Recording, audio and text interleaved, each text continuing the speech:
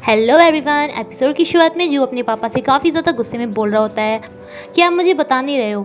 उसे इतना ज़्यादा गुस्सा आ रहा था कि वो कहता है कि काश ये साल जल्दी से बीत जाएं, मैं भी 70-80 साल का हो जाऊं, क्योंकि उस टाइम पे तुम यहाँ पे नहीं होंगे। उसके पापा दूसरी साइड फेस करके बोलने लगते हैं कि तुम मुझे क्यों नहीं समझ रहे हो। कोई भी पापा अपने बेटे के लिए बुरा नहीं चाहेगा, लेकिन वो इसे बोल ही रहा होता है कि जू एक ब्लेड मैन में कन्वर्ट हो जाता है। एंड उसके पापा जब उसे इस रूप में देखते हैं तो उसे देख के बेहोश हो जाते हैं। बारिश काफ़ी ज़्यादा होने के कारण चांग को ज़्यादा डर लग रहा था, इसलिए सीडाम रात को उसके पास ही रुक जाती है। देन चांग अपने नाना जी के लिए लेटर लिखता है कि आप मुझे जल्दी से लेने के लिए आ जाओ, मुझे लेके चले जाओ, वरना मुझे मॉन्स्टर खा जाएगा। एंड ये मॉन्स्टर वो और किसी को नहीं, अपने पापा को ही बोल रहा था, जो कि सीडोंग समझ जाती है। हमेशा की तरह जू को उसका सेक्रेटरी जिम में ले आया था। जब उसे होश आता है तो वैसे सब कुछ नॉर्मल था, लेकिन उसे थोड़ा डाउट था अपने ऊपर। एंड तभी वो अपने सेक्रेटरी का हाथ देख लेता है। देन वो उसे कपड़े उतारने के लिए कहता है, जिसपे पीछे भी निशान होते हैं, लेकिन सेक्रेटरी को ये बोल देता है कि मुझे बाहर काफ़ी चोट लग गई थी। जू को उस पर यकीन नहीं हो रहा था। ये दोनों ही बाहर जा रहे होते हैं, जहाँ पे जू पूछता है कि हम दोनों ने ऐसे कपड़े क्यों पहने हुए हैं। दरअसल ब्लेड निकलने की वजह से जू के कपड़े फट गए थे, लेकिन सेक्रेटरी कहता है कि कपड़े बारिश में भीग गए थे। जू कहता है कि मैं तो होटल में था, एंड फिर तुम मुझे कार में यहाँ पे लेके आए होंगे, तो बारिश कहाँ से लग गई। सेक्रेटरी कहता है कि मैं आपको अपने ऊपर लेके आया था। जू कहता है कि अच्छा, वहाँ से यहाँ तक 20 मिनट लगते हैं, क्या तुम 20 मिनट मुझे ऊपर लेके आए थे। सेक्रेटरी कहता है कि नहीं, मेरे पास एक शॉर्ट रास्ता है जहाँ से सिर्फ 5 मिनट लगती है। इस पे जो उसके ऊपर ही बैठ जाता है और कहता है कि चलो 5 मिनट मुझे यहाँ से वापस होटल में पहुँचा के दिखाओ। एंड सेक्रेटरी से 5 मिनट में ही वहाँ पे लेके आ जाता है, जहाँ पे एक वर्कर जू को बताता है कि ऊपर कंस्ट्रक्शन का काम चल रहा है, क्योंकि वहाँ पे जू ने तोड़फोड़ कर दी थी। सीडोंग चांग के साथ खेल रही होती है। उन्हें जू का नौकर भी देख के कहता है कि कितने दिनों बाद यहाँ पे कोई हंसता हुआ दिखाई दिया, वरना ये तो भूतों का घर लगता है। तभी वो वहाँ पे हुंजू को देखता है, ये भी नोटिस करता है। एंड वो ये भी नोटिस करता है कि हुंजू पागलों की तरह सीडोंग को देख रहा होता है। देन वो सर्वेंट से भी पूछता है कि ये लड़की कौन है। हुंजू अपने भाई का वेट कर रहा होता है। तभी वहाँ से सीडोंग गुजरती है तो एकदम से खड़ा हो जाता है। सीडोंग उसे कहती है कि बैठे रहो, तुम्हें खड़े होने की जरूरत नहीं है। सीडोंग के साथ सारी मेट्स काफ़ी अच्छे से बात कर रही थी, लेकिन मैडम यूनू से घूर के देख रही होती है। तभी किचन में जू भी पहुंच जाता है, जो कि इसमें से स्मेल कर रहा होता है, उसे कुछ ऐसी स्मेल आ रही होती है। मेड भी ये सब देख रही होती है। सीडोंग वहाँ से बाहर जाना चाहती है, लेकिन जू उसका रास्ता रोक लेता है और उसके नीचे से निकल के चली जाती है। तभी जू वहाँ पे अपनी भाई को देखता है, जो कि उसे कहता है कि मुझे पापा ने कहा था कि स्कूल जाने से पहले मैं आपको एक बार देख लूँ, लेकिन आप अब तक ठीक हो तो मैं स्कूल में जा सकता हूँ। देन वो एकदम से भाग के सीडोंग के पीछे जाता है, क्योंकि उससे बात करने का मन कर रहा था, लेकिन वो बस में बैठ के चली जाती है।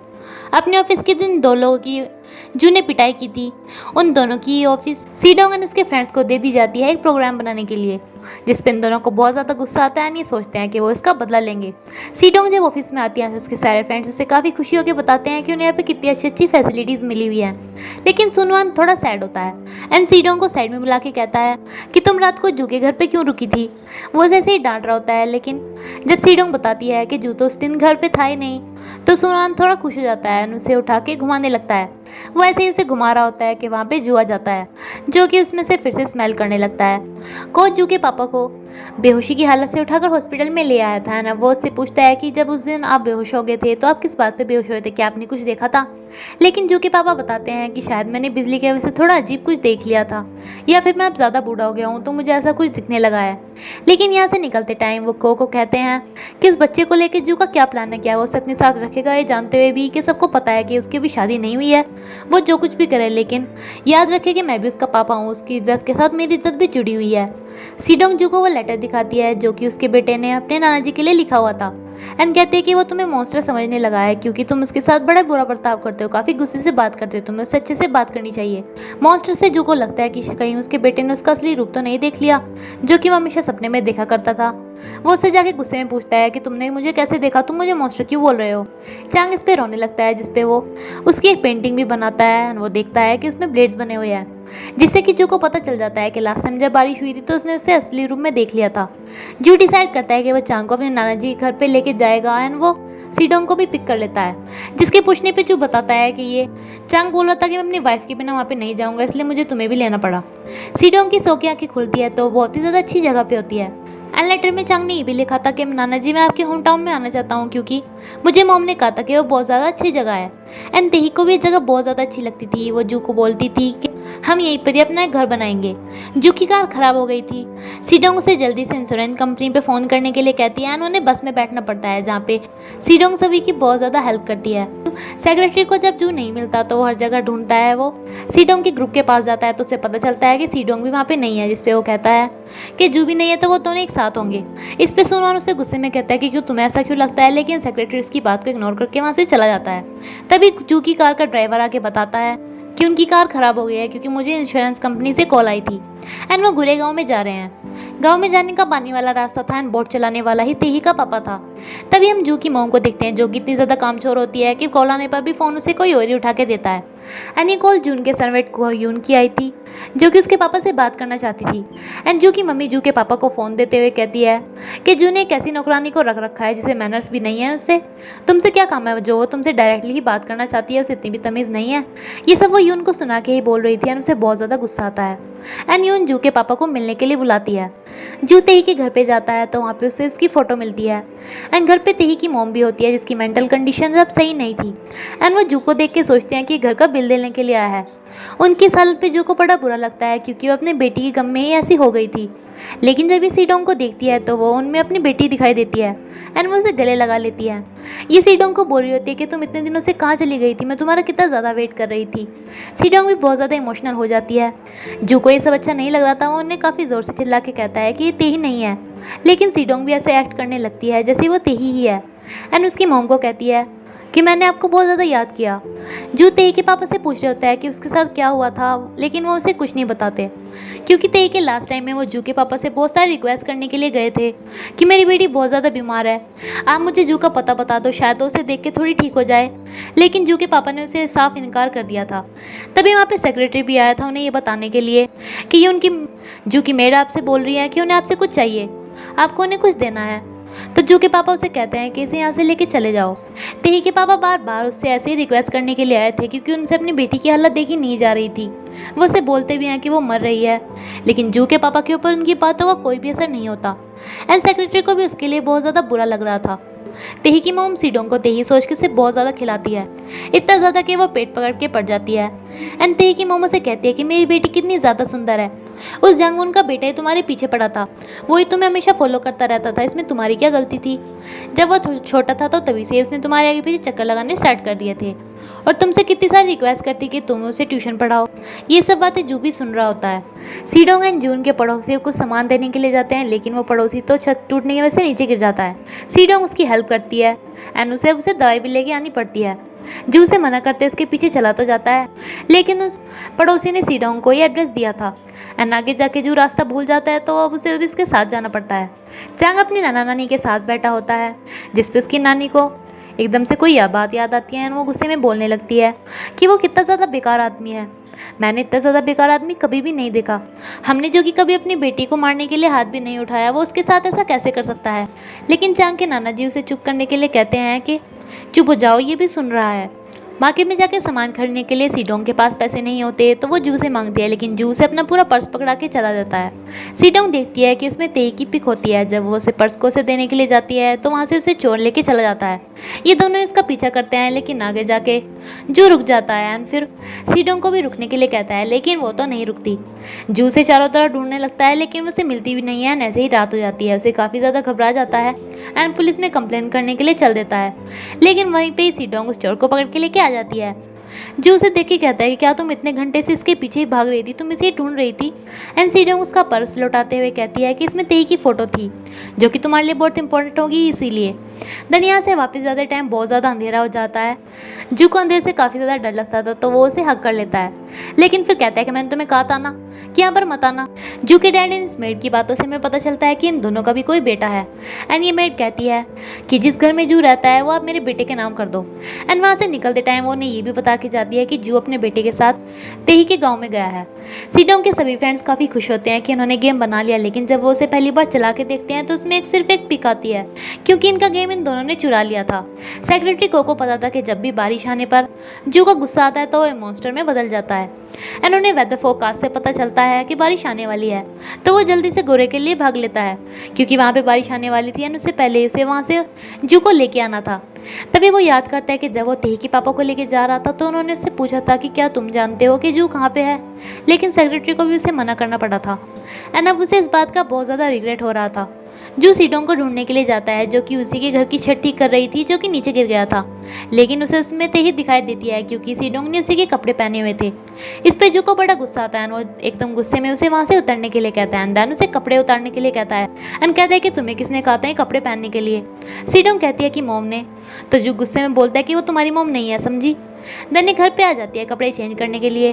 पीछे से जू भी आ रहा था। तभी चांग खेलते हुए एक पोएम बोल रहा होता है एंड बल्कि वो पोएम नहीं होती, जो भी कुछ उसकी नानी ने उसके सामने बोला था वो उसी को रिपीट कर रहा था कि जू का डैड कितना बेकार है, मैंने इतना बेकार इंसान कभी नहीं देखा। वो मेरी तेही को इतनी बुरी तरह से कैसे पिटवा सकता है, मैंने तो उसे मारने के लिए कभी हाथ भी नहीं लगाया था। उसके हाथ पैर भी नीले हो गए थे। हमारी तेही ने ऐसा क्या गलत कर दिया था जो जू के पापा को गैंग हायर करना पड़ा उसे मारने के लिए। जो ये बातें सुन के चांग से पूछता है कि तुम ये क्या बोल रहे हो। तो चांग कहता है कि मैं तो नानी को रिपीट कर रहा हूँ, उनकी कॉपी कर रहा हूँ। जू काफी परेशान होकर उसकी पिक के सामने बैठ जाता है जहाँ से उसे एक लेटर मिलता है जो कि तेही के पापा भी लिख के चले गए थे कि मैं अपने मुंह से तुम्हें ये नहीं बता पा रहा था, लेकिन इसकी लास्ट पिक्चर है, तुम इसे लेके चले जाना। जब वो मर रही थी तो उसकी बहुत ज्यादा विश थी कि वो तुम्हें देखे, लेकिन अफसोस मुझे इस बात का है कि मैं उसकी इस विश को भी पूरा नहीं कर पाया। लेकिन अब उस बात को काफी ज्यादा टाइम हो गया है। मुझे तुम्हारे पापा से कोई गिला शिकवा नहीं है, इसलिए तुम भी उन्हें परेशान मत करना। मुझ में इतनी भी हिम्मत नहीं थी कि मैं तुम्हें विदा कर सकूं, इसलिए मैं कुछ टाइम के लिए अपनी वाइफ को लेके यहाँ से जा रहा हूँ। बस अब क्या था, इन बातों को सुनकर उसे बहुत ज्यादा गुस्सा जाता है एंड इत्तेफाक से बारिश भी आ जाती है एंड जू के ब्लेड्स निकल जाते हैं। वो इसी हालत में रोड पे पहुंच जाता है जहाँ पे सेक्रेटरी को आ आता है। उसे देख एकदम से कार रोक देता है, उसके पास जाता है, लेकिन जू उसके ऊपर ही हाथ उठाने वाला होता है, बट वो एकदम से वहीं पे बेहोश हो जाता है हमेशा की तरह। ये सभी शहर वापिस आ जाते हैं, लेकिन उससे पहले ही सीडोंग भी वहाँ पे एक लेटर छोड़ के आई थी कि अगर आपको मेरी जरूरत हो या फिर तेही की मॉम मुझे दोबारा से याद करे तो प्लीज मुझे कॉल करना। जो उठते ही कहता है कि मेरे ब्लेड्स कहाँ गए ना, दोबारा से कैसे अपीयर होंगे। सेक्रेटरी अभी उसे ये बताने की कोशिश कर रहा था कि वो तो उसका सपना है। अब ये सब बातें तो बात की थी, पहले तो जू को अपने पापा की खबर लेनी थी, इसके लिए वो चल देता है। लेकिन रास्ते में उसे सीडोंग मिलती है जिसे स्मेल करके वो बाहर जाता है। सेक्रेटरी से बहुत रोकता है घर के अंदर जाने से क्योंकि उसे बहुत ही ज्यादा गुस्सा आ रहा था। वो अपना सारे से दीवार पे मारने लगता है। तभी उसके पापा वहाँ पे आ जाते हैं जो कि उसमें घर के चलने के लिए कहते हैं, लेकिन जू ने काफी गुस्से में कहता है कि उसमें तो 50 kg भी वजन नहीं था, वो तो कितनी पतली सी थी, तुम्हें शर्म नहीं आई इतने सारे लोगों से इसे पिटवाते हुए। लेकिन उसके पापा की बातों से ऐसा लग रहा था जैसे उसने ऐसा कुछ किया ही ना, वो ऐसे ही रिएक्ट कर रहे थे एंड उसे कहते हैं कि तुम कब तक उसके बारे में सोचते रहोगे, जब तुम 9 साल से थे तब से तुम उसके आगे पीछे चक्कर लगाते थे एंड अब तुम 30 के होने वाले हो। जू को उस पर बहुत ज्यादा गुस्सा आता है और अपने सेक्रेटरी से कहता है कि नहीं यहाँ से ले जाओ वरना मैं हार्म कर दूंगा। एंड सेक्रेटरी एकदम से उसके पापा को उठा के वहां से ले जाते हैं। यून सीडोंग से पूछती है कि क्या वहाँ पे कुछ हुआ था। वो वहां से आने के बाद काफी ज्यादा डिप्रेशन में है, तो तुम्हें मुझे बताना चाहिए। सीडोंग कह देती है कि उसे वहां पे तेही की फोटो दिखाई थी, तब जाके उसे यकीन हुआ कि वो मर चुकी है।